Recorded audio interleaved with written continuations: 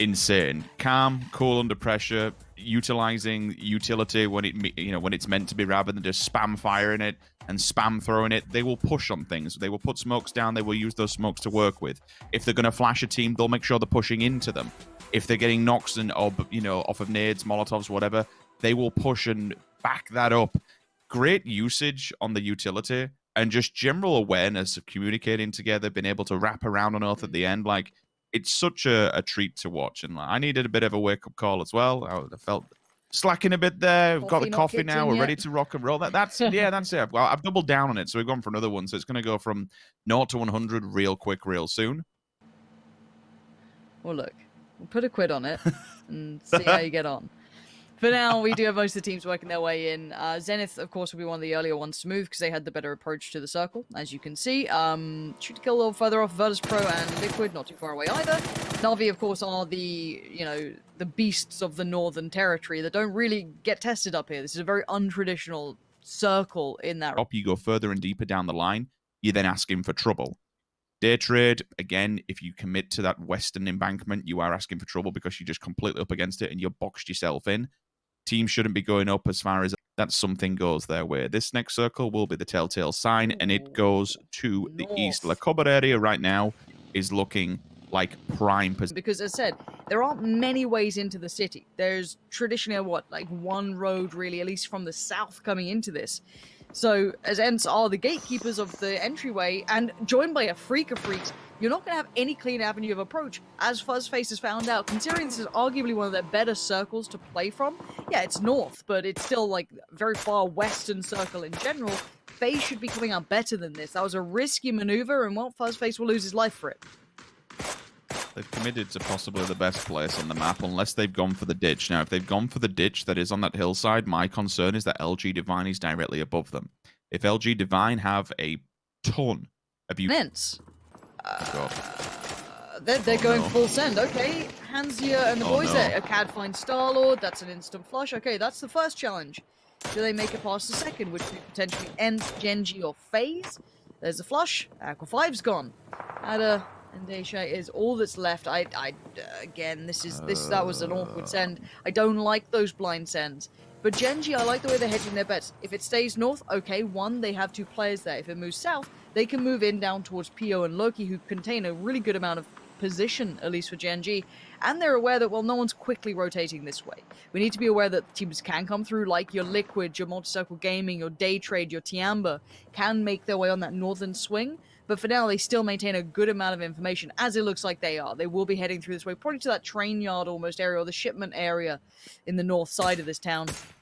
The crater fields are still in. This is going to be a very divided fight. Already Ibby going to be knocked out on the vehicle, I imagine. Or maybe he's actually made it to the compound. I'm unsure. Well, it doesn't matter. So again, this is going to be kind of town and then crater fields. So there's the divide on north and south. And again, North American brutality going on in the kill feed here. So a little unfortunate for the fans, but that's a very unfortunate nade for Summer. James finds it perfectly. Yeah, it banked off the wall. That's a long ball and a half. Try and get the follow-up with the molly. There is shots in the distance as well, isn't it? It is Daytrade. Okay, so they've got some sort of eye line on this one. And we'll kind of hold on position at the moment as all the transitions are coming through, because I anticipate we lose quite a lot of people. The primary positions have been taken. There is one more spot that a team could just slot themselves into, all the way up on the hill, on the plateau of the road. You can lay down and not many people can challenge you, not many people can see you, and it looks like... We'll see if they get caught out on this. Na'Vi looking a little lost for an answer, but now pull up here. Getting a little bit closer to shoot to kill, but again, Na'Vi have not been a team that have been garnering too much attention in any good light here. So we'll have to wait and see if they can maybe make some more use of this. It's gone towards the city. Nothing too wild. And that's what those shots are in the distance. You're hearing all that noise kicking off. That's Tianba trying to get into La Cobra area from down the hillside. It's a bit questionable at this stage of the game. Purdy unfortunately has fallen. And now V, well, I'm going to be honest, we're going to be checking in on TSG and FaZe, both kind of playing, again, the ditch game here, trying to hold the territory they have. Nades become pretty scary, as Volibear is proving, as Gustav tried to stick it out there in the more forward position, but sadly just received a bombardment from above. And it looks like Volibear fancies using a flash or two, showing how viable they were in the previous game. and the attention behind it. Gonna push up spots. Oh, the run through the smoke. 8C, how do you get that? How do you get that kill? I do not know, but 8C's ability to stay alive is going to be called into question again.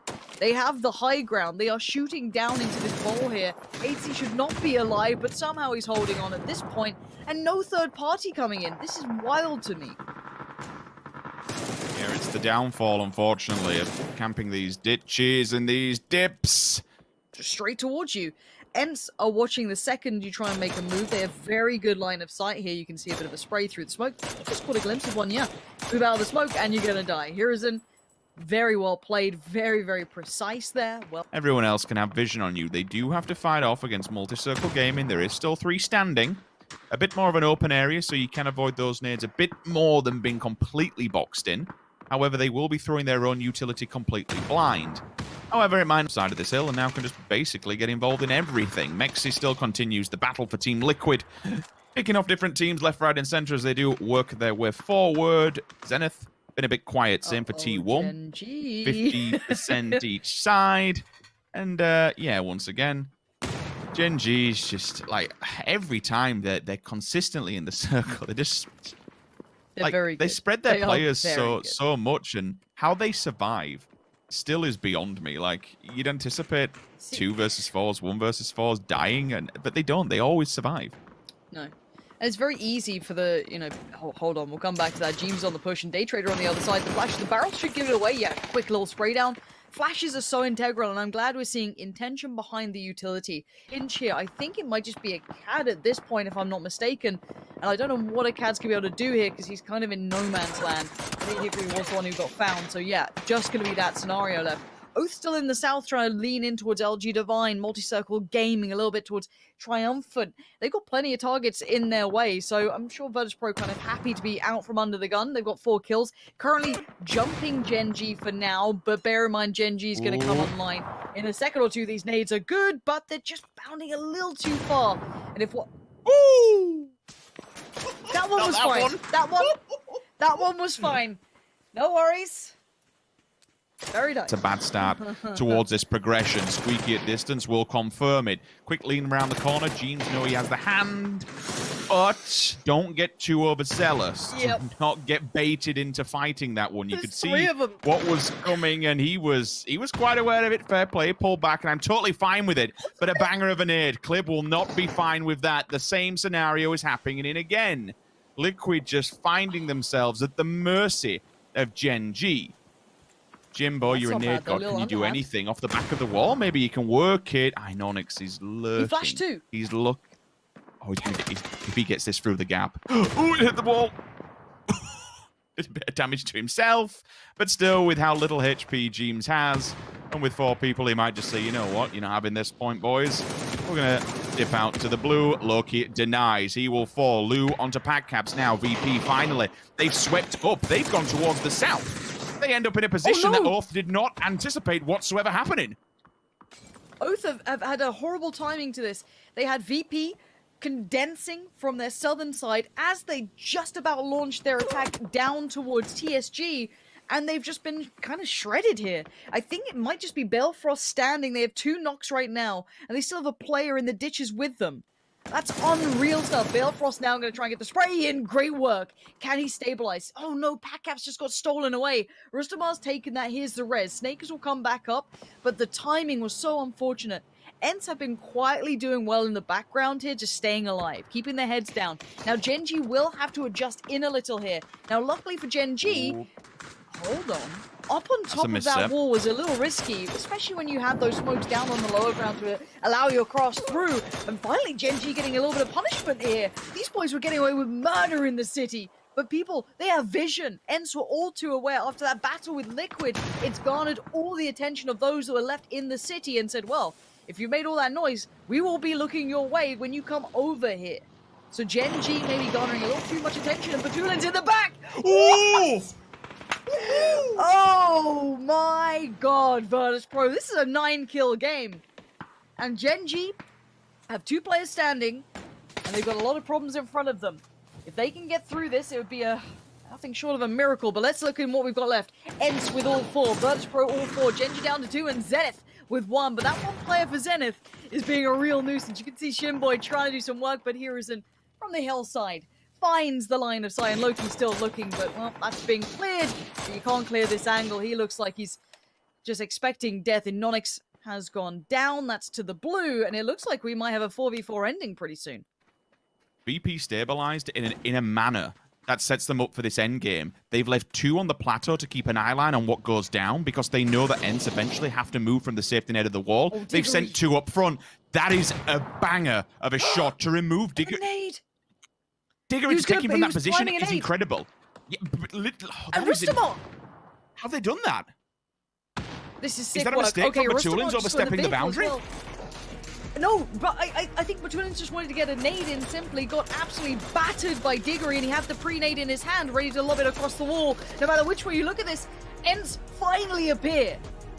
Finally they make their stand, and look at what they've done. The damage might be unable to be corrected from Virtus.pro. Look lost for an answer. They did not expect this switch up of pace. The gear shift from Ence is unreal, and the angle Rustamar has garnered is massive. Now the mollies, the nades, everything they've maintained, Ence can now put into play. The flash, they have no idea now where they are, and the floor is on fire. There's a couple of problems in that sentence that can become pretty scary. How do you win this if you are Virtus.pro? Rustamar is your biggest problem right now. He is holding so much of your ground. You cannot peek. You do not get to play the game. Tixu, Squeaky, and Diggory can become the hunting pack. They can start looking for you. And look how quiet and small Virtus.pro look right now. Those couple of kills that came flooding in so quickly are massive. But Lou with a big shot. That's not bad. If they keep Rustamar suppressed, that's something. But it's only a matter of time until Ence want to crest that road. And it's got to happen soon. They're being surrounded on all fronts. I am lost for words. I thought this was in the side of VP. Tixu pushes a little bit aggressively, and he has paid for it from his life, but ultimately